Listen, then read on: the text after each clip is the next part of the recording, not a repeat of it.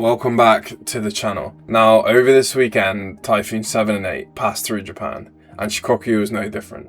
Where I am, the Yoshino River is now completely full to the brim, and I knew that meant that Sameura Dam must be releasing a ton of water to keep the reservoir at a safe level. So, I wanted to get up close to the dam and see the process for myself. Sameura Dam can actually hold 316 million cubic meters of water, and it's the largest dam in the whole of Shikoku. So I knew this would be the right place to see the amount of water that's come through this weekend. Now, I do think I've seen the dam pump out at a faster rate than it is right now. Last year during a typhoon when the water was at a similar or higher level, but it was still incredible to be able to walk up and go and see this up close. And although this is a great spectacle that many people came to see over the weekend, a lot of places in Japan haven't been able to deal with the flooding as well. Streets, homes, businesses have been damaged. You might have seen in Kyoto, in Sameura River, where the water exceeded the banks and went onto the walkways and up towards businesses and homes. So hopefully everyone's safe and any damage can be repaired soon, but it just shows how dangerous and scary these typhoons can be.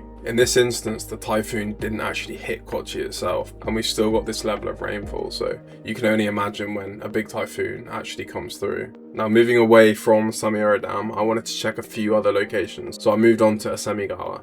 This is normally the prime spot in summer to play in the water or just relaxing in the heat, but we'll definitely see that later in the year, maybe in July and August. But right now the water is a little bit too high. You normally have people walking on this area where the weir is, but you can see with the white water how strong and overflowing it is. But as I said, there's definitely been months while I've been here in the last 2 years where the water level has been higher and exceeded the banks even more, picked up some debris and made the water more brown and disrupted, like you can see in Kyoto at the moment with the main river, Sameura River, heading through.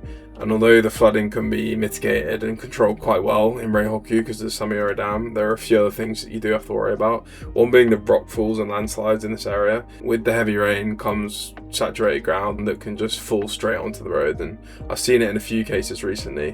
One being towards Kochi City, you just get stuff falling all over the road, and yeah, it can be really dangerous, so it's definitely something to look out for. And there's so many hazards and natural disasters at the moment in Japan, you just really do have to be careful and prepare and be ready for anything that comes with an emergency kit or just knowing your evacuation route. So yeah, anyone in Japan at the moment, I hope you're staying safe and just preparing the right things and going through the right procedure for making sure that if anything happens then you'll be alright. But just before I end off this quick little update video, I wanted to go through a few of the pictures that I took along this little journey, and there weren't many, but the first showing some others capturing the spectacle which I mentioned earlier. Quite a few people turned up on the day and yesterday as well to look at the water gushing out, so yeah, I quite enjoyed getting that atmosphere in a shot. The next, looking up at the dam with a small portion of a mirror in the corner of the shot, so it shows that reflection. I thought it was quite nice.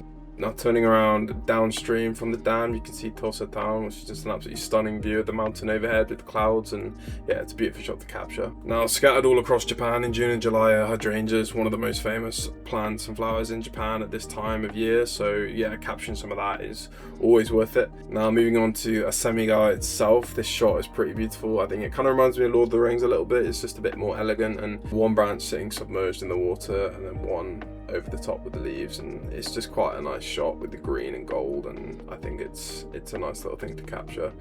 The next shot not being the best, but it just shows off the emerald green and this foamy white that comes from this weird section of water. Yeah, one last shot focusing on the weir getting low to the ground into the water. You kind of got the reeds poking out, it looks decent. This section is quite nice with the way that the pathway kind of winds down and then opens up over the river to look at the blue roofed Izakaya building, which is a nice restaurant.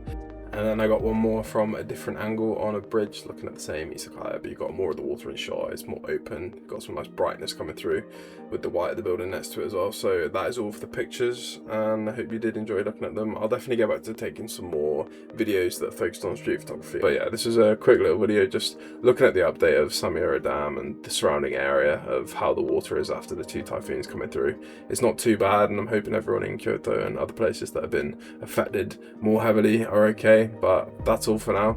Please like, subscribe, and I'll catch you in a longer video next week where I explore somewhere else.